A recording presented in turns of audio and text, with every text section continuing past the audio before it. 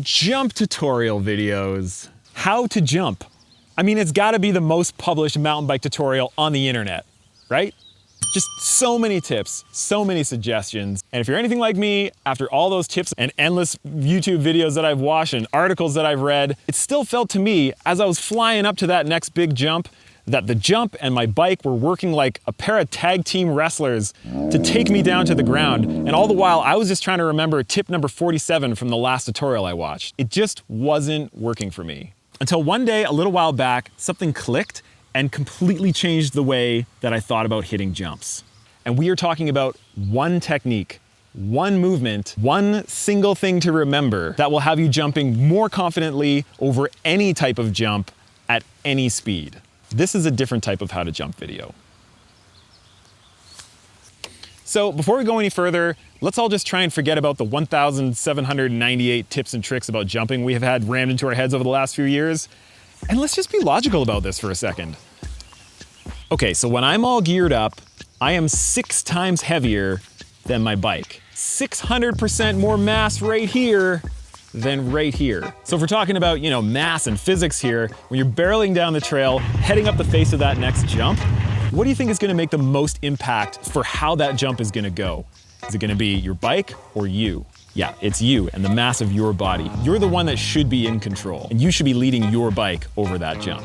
But if you're heading up that jump, and you know those forces that you feel as you're going up the ramp of that jump, if you're allowing those forces to dictate where the mass of your body goes over your bike, whether it presses you into the back, you're probably gonna get bucked. Or if it presses you too far in front and you're not controlling it, well, you're probably just gonna pencil straight up into the air. But if you actually use the weight of your torso to control the situation, if you're the one leading your bike over that jump, no matter how big it is or how steep it is or how fast you're going, if you're the one in control, then you've just unlocked a lifetime of jump line fun. And here is how you do it. You gotta stand up to the jump. You gotta stand up to the jump. You gotta stand up to the jump. You gotta stand up to the jump. Got it. Okay, so what do I mean when I say stand up to the jump? Well, I mean it in both senses of the phrase. So you're gonna stand up to the jump and put yourself into control by putting just as much force down into this jump as it's pressing back up to you. And you do that by standing straight up as you go up the face of the jump.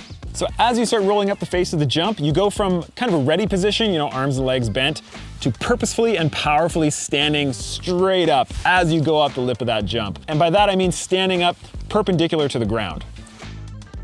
And the timing of this couldn't be more simple. The moment you start going up the ramp, that's when you start the standing motion. And by the time you get to the very, very top of that jump, or what they call the lip of the jump, right at that moment, by then you want to be fully outstretched, fully standing position right as you get to the top of that jump. Arms extended, legs extended, just as you get to the top. And one important thing to keep in mind is that you're not, jumping back like this, and you're not jumping forward like that. You're not standing up in any of those kinds of directions. You are standing straight up perpendicular to the ground. So this is a part that kind of blew my mind. And frankly, it took all the stress and the fear out of hitting steeper, bigger jumps. No matter how steep or how mellow the face of that jump is, you do the exact same motion with your body no matter what.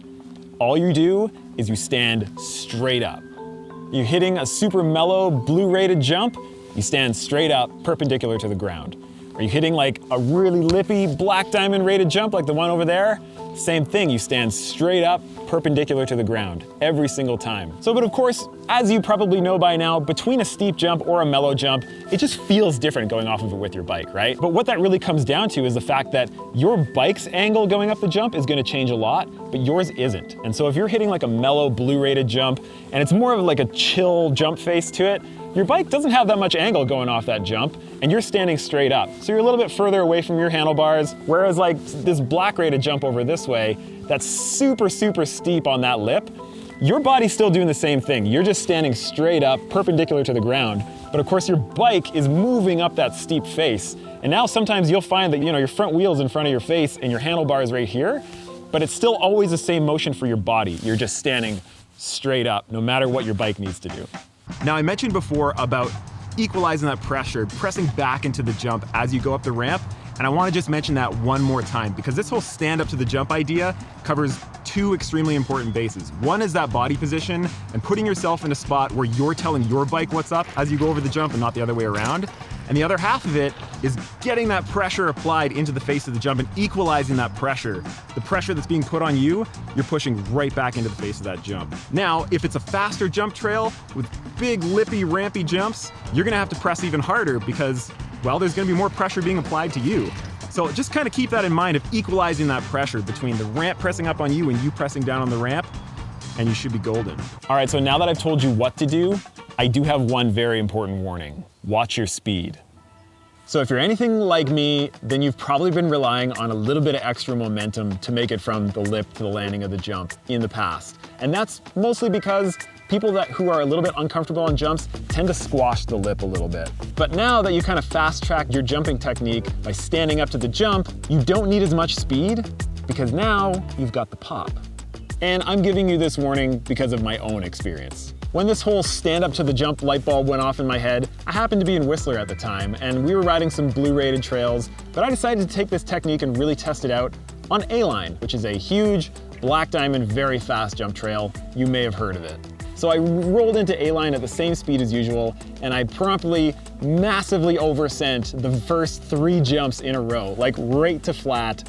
Super, super scary. But after quickly recalibrating my speed to match the better technique I had now, I went on to have, I think, probably the most fun, awesome A-Line lap of my entire life. And isn't that what jumps are supposed to be all about? Having fun and not stressing about technique one way or the other? Yeah. So get out there, stand up to the jump, and start getting used to all that extra confidence and fun that you're about to have on every jump, on every trail that you hit from now on. So let me know if you have any questions and how it's going for you down in the comment section below. If you want to see more videos like this, hit the subscribe button. And if you want to learn how to corner stupid fast, you can click that vid right there. And otherwise, we'll see you on the next one, everybody. Cheers.